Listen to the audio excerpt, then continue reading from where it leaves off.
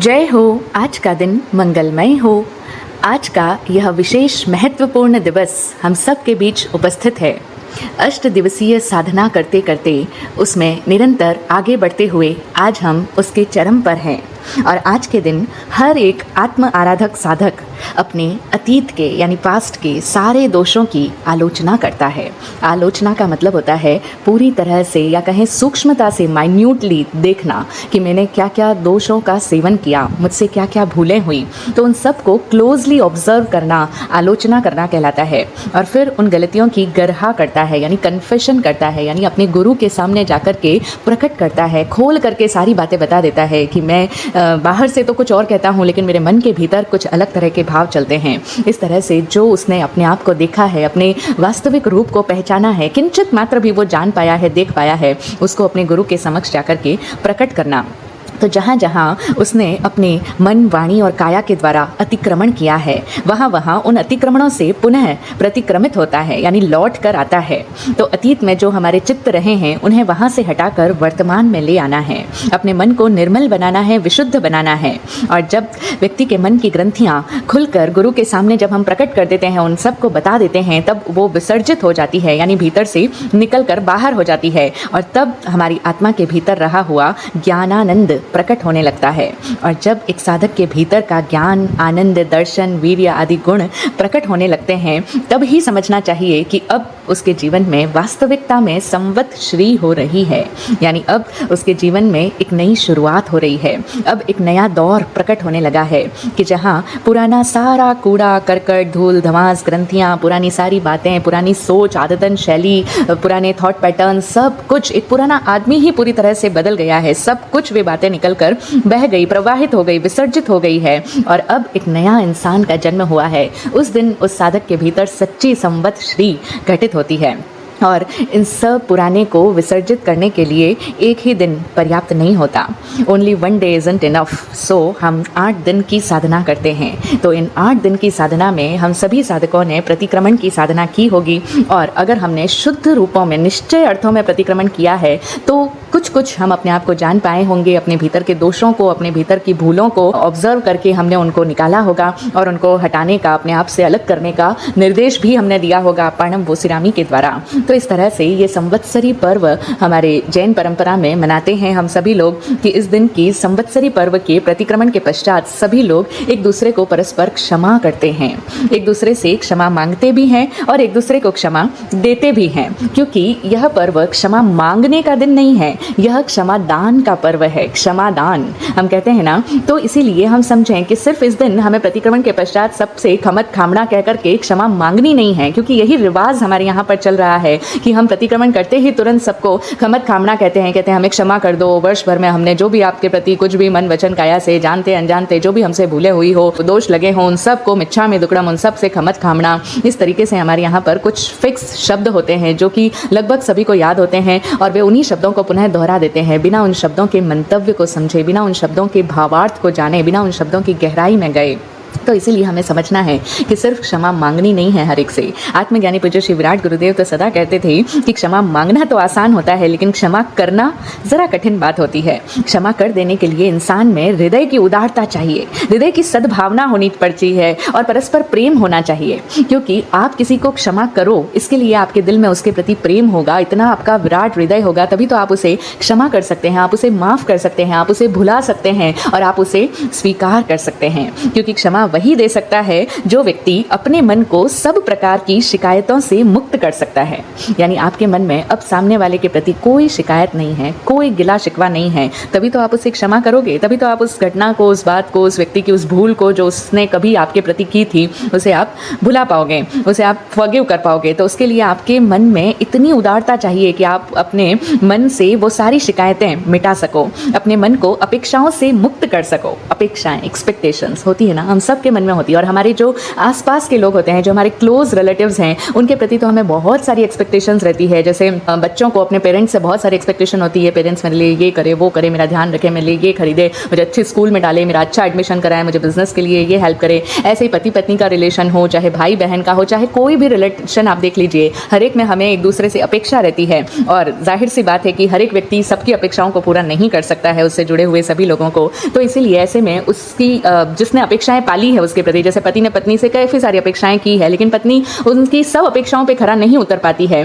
तो ऐसे में पति को आज संवत्सरी पर्व के प्रतिक्रमण के पश्चात ये कहना होगा बोल करके कि मैं तुम्हें अपनी सारी अपेक्षाओं से मुक्त करता हूँ। यानी मैंने बहुत सोचा था, बहुत कुछ अपेक्षाएं थी मेरे मन में, लेकिन कोई बात नहीं, तुमने जितना किया उतना ही बहुत है, उतना ही पर्याप्त से काफ़ी अधिक है। तो इसीलिए मैं आज तुम्हें अपनी उन सारी अपेक्षाओं से मुक्त कर देता हूँ, अपने मन की उन सारी एक्सपेक्टेशन से रिलीज करता हूँ। तुम अपने ऊपर कोई अपेक्षा का बोझ मत ढोना और बोझ मत समझ के रखना। जैसे हम देखते हैं ना, बच्चों को कितना बोझा फील होता है कि पेरेंट्स को हमसे इतनी एक्सपेक्टेशंस है कि बच्चा हमारा इतने % मार्क्स लाएगा, यूनिवर्सिटी टॉप करेगा, ये करेगा, वो करेगा। तो ये पेरेंट्स बच्चों से जो एक्सपेक्टेशन रखते हैं, बच्चों को ये अपेक्षाएं बोझ स्वरूप लगती है। और फिर ऐसे में हम देखते हैं कि कई बच्चे इन अपेक्षाओं के बोझ को नहीं झेल पाते और वे नहीं कर पाते, उतना उनकी अपेक्षाओं पर खरे नहीं उतर पाते, तो वे जाकर के सुसाइड तक कर लेते हैं। या काफ़ी बच्चे ऑफ ट्रैक चले जाते हैं कि जब कुछ कर तो पाया नहीं तो फिर ठीक है ना, क्या फ़र्क पड़ता है। तो इस तरीके से हम देखें कि आज संवत्सरी पर्व हमें ये संदेश देता है कि हमें अपने से जुड़े हुए सभी जिन जिन रिश्तों में हमने अपेक्षाएं पाल रखी है, उन अपेक्षाओं से उन्हें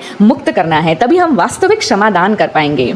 अक्सर हम लोग दूसरों को अपनी अपेक्षाओं के कारागृह में कैद करके रखते हैं, यानी एक जेल में उनको बंद बना दिया। वो जेल किसकी है? अपेक्षाओं की। दूसरों पर अपनी अपेक्षाएं लादते हैं और वे अपेक्षाएं जब पूरी नहीं हो पाती तो अपने ही मन में उनके प्रति द्वेष आता है, दुखों का निर्माण हो जाता है कि वो तो मेरे लायक कुछ है ही नहीं, वो मेरे लिए कुछ नहीं कर पाए, या फिर वो एकदम हम एग्रेसिव हो जाते हैं कि अरे तुमने कुछ नहीं किया, ये वो गुस्सा आने लगता है। तो ये दोनों ही रिजल्ट्स कब आते हैं? दोनों ही आउटकम है अपेक्षाएं पालने के। तो इसीलिए आज के दिन हमें क्षमा देना सीखना है।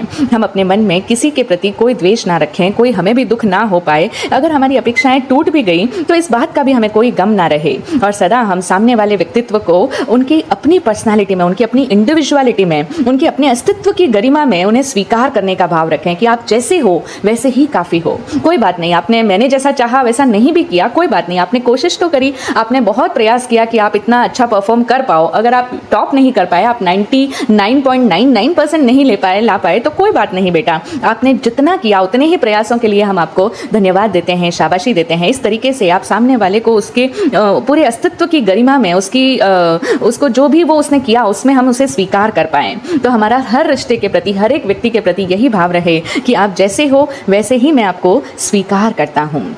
क्योंकि क्षमा का ऊपरी अर्थ तो हम जानते हैं कि माफ़ कर देना, लेकिन इसका जो गहरा मीनिंग है वो होता है स्वीकार करना। एक्सेप्टेंस जिसको कहते हैं ना, वही है क्षमा का गहरा अर्थ। तो हम जब किसी को पूरी तरह से एज इज स्वीकार कर लेते हैं तब हमें उससे कोई शिकायत ही नहीं रहेगी, और जब शिकायत ही नहीं रहेगी तो वही तो सच्ची क्षमा है कि हमने उन्हें अपनी शिकायतों से मुक्त कर दिया, अपनी अपेक्षाओं के कारागृह से उन्हें मुक्त कर दिया, रिलीज कर दिया। तो अब हम उन्हें अपनी ओर से कुछ अन्यथा होने के लिए कोई उम्मीद नहीं करते कि आपको ऐसे नहीं वैसा होना चाहिए था, आपको ऐसा नहीं वैसा करना चाहिए था। नहीं, कोई उम्मीद नहीं है कि आप अदरवाइज हो जाओ। आप जैसे हैं वैसे ही मैं आपको स्वीकार करता हूँ। जब हम ऐसा कह पाते हैं तभी हम वास्तविक रूप से क्षमा दान कर पाते हैं, क्षमा दे पाते हैं।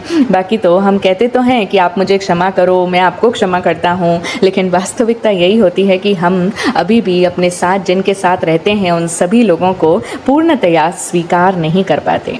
हम फुल्ली एक्सेप्टेंस मोड पे अभी तक नहीं आ पाए हैं। तो स्वीकार भाव में आए बिना क्षमा होना मुश्किल हो जाता है। तो इसीलिए हम हमेशा ये प्रार्थना करें, ये भाव भाएं कि प्रभु मैं करूं सबको सहन, सब जीव भी मुझको सहे, ये लोक के सब भूत गण कण वैर ना कोई लहे।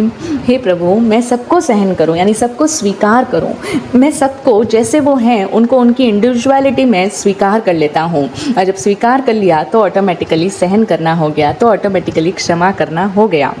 और आप जैसे हो मैं आपको वैसा ही स्वीकार करता हूँ, और मैं जैसा हूँ वैसा ही आप भी मुझे स्वीकार करें। प्रभु मैं करूँ सबको सहन, सब जीव भी मुझको सहे, आप सब भी मुझे स्वीकार करें। हूँ मैं क्रोधी, हूँ मैं कभी कभी मुझे घमंड आ जाता है, घमंडी भी हूँ मैं लालची भी हूँ मैं नासमझ भी हूँ, कई बार मुझे ज़्यादा ही अपेक्षाएं हो जाती है, लेकिन कोई बात नहीं, आप मुझे ऐसा ही स्वीकार कर लीजिए। आप मुझे समझने का प्रयत्न कीजिए, मैं आपको समझने की कोशिश करता हूँ। इस तरह हम दोनों ही एक दूसरे को परस्पर सहन करते हैं, स्वीकार करते हैं, और हम दोनों के भीतर मन में कोई एक दूसरे के प्रति कोई मन का मैल नहीं रहेगा, कोई द्वेष की गांठ नहीं रहेगी कि तुमने ऐसा नहीं किया वैसा नहीं किया। ठीक है, होता है। इस तरीके से समझदारी के साथ, मैच्योरिटी के साथ हम एक दूसरे को समझ करके, अंडरस्टैंडिंग के साथ स्वीकार करके चलते हैं।